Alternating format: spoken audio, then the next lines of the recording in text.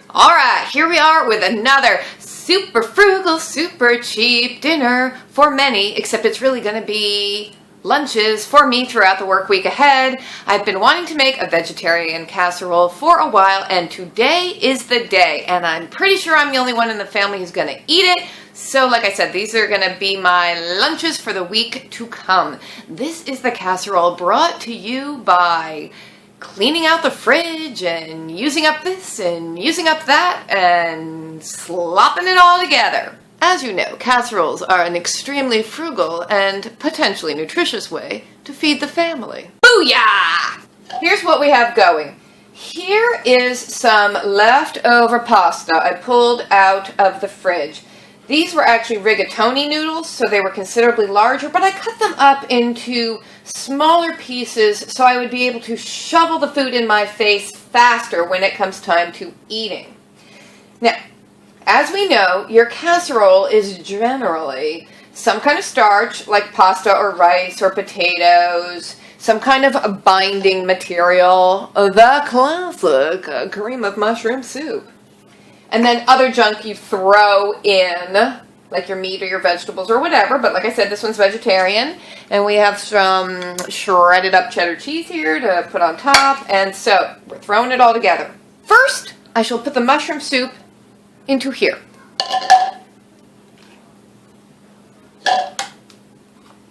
Now, if you were making soup, of course, you would add to this a can of milk.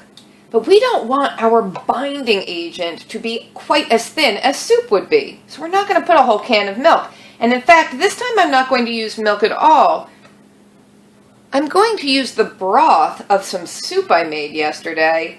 I put too much chicken bouillon powder in it, so it was really salty. And then I watered it down considerably. And anyway, that is what I'm going to add to thin out the condensed soup to then become the binding agent for the casserole.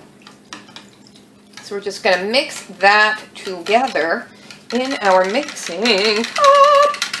And then we'll pour it in with the noodles. And this is a Pyrex bowl, and I actually think I'm going to bake the casserole in this bowl. I'm not going to even transfer it to another dish. That's still pretty thick, but there is going to be moisture from the vegetables, which also might thin this out. In with the noodles. Alright, so this is already frugal because we haven't used any milk, and we're using cheap leftover pasta. This pasta was actually 59 cents a box on sale, and I'd say this is probably not even half the box. We had this for several other meals. Now, does it have to be cream of mushroom, you ask? No, it doesn't. Any kind of creamy soup would be fine. You could do your cheddar cheese soup. You could do your cream of chicken, except that wouldn't be very vegetarian. You could do your cream of broccoli.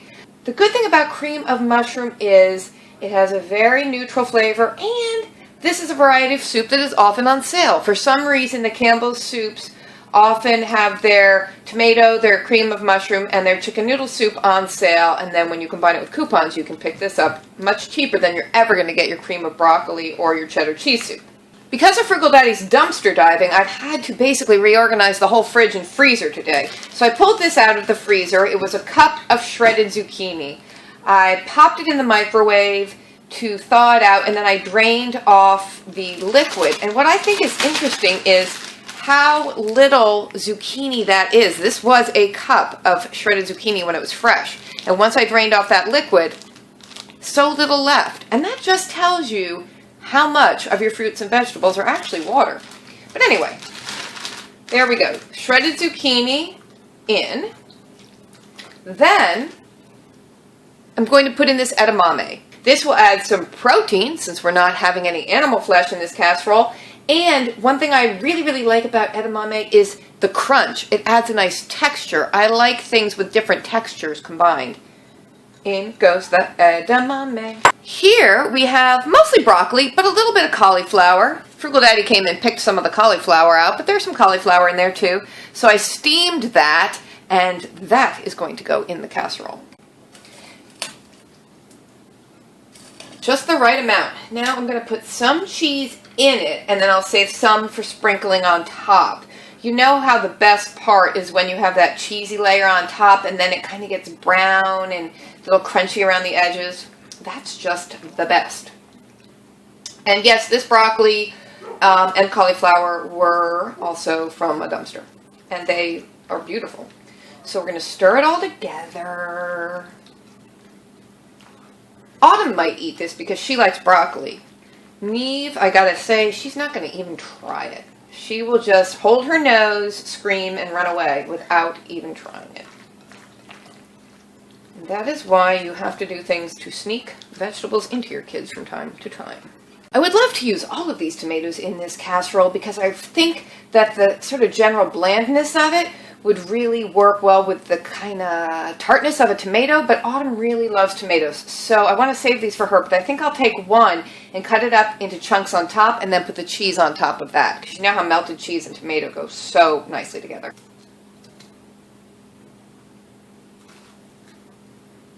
That adds such a nice color too. So now we'll sprinkle the rest of the cheese on top. I'm not going to really add salt or pepper now. I think it's going to be salty enough because of the cheese and then the saltiness of the broth that went in with the mushroom soup. But obviously I can put salt on it when I eat it if I wish. Now obviously when you're making a vegetarian casserole, you can put whatever vegetables you want. And that's what's so great about casseroles and soups and whatever. You're cleaning out your fridge and you just use whatever's in there. I think this is going to be absolutely amazing. This is going to be a great combination of flavors. So I am now popping this in the oven at 350 degrees. I actually almost forgot that I was making a casserole and just kind of wandered away. I just brought it out of the oven. I don't really remember how long it's been in there, but it looks so good. Doesn't that look fantastic? I think it looks fantastic. Obviously, meat-eating types of people could throw some meat in there, like little chunks of chicken would probably be quite tasty, or little chunks of ham. Fantastic, easy, frugal, throwing a bunch of crap together that you had in your fridge. I want to let the cheesy, steamy vapors just give me a facial. Hey, Frugal Daddy, you want to see what I just made? Yes. I don't know if I'm going to let you have any because I think it would be wasted on you. I should try some. This is a vegetarian casserole. I know, I would I eat made you your meaty snack. it. No, I would eat it though. I don't want to share this. This is special. I'm going to portion this out right into little single-serve containers so I can bring it to work with me this week for lunch. I have to figure out how to angle this so you don't see my messy house in the background, but everywhere I go, there's mess, there's mess, there's mess. All right, come on, Daddy, let's give it a try. All right, I'm going to get a bite. There's a fork for you there, Daddy. With a little broccoli, a little noodle, a little cheese, a little tomato. You can pretty much bet on it being hot. Don't just try to take all the cheese off the top. Oh my god. I am truly a genius. Alright, even though I did just eat my huge breakfast, I actually do want to eat this whole thing right now. It is so good. I'm really glad I added the tomato because it gives that little oomph, the needed oomph. Are you trying to pick the cheese off the top? This is really good. It is. I'm trying to pick these. The noodles? You're going to get everything out of balance. Go away. Go eat your meat. Ooh, I want some with the edamame. I want a bite with edamame.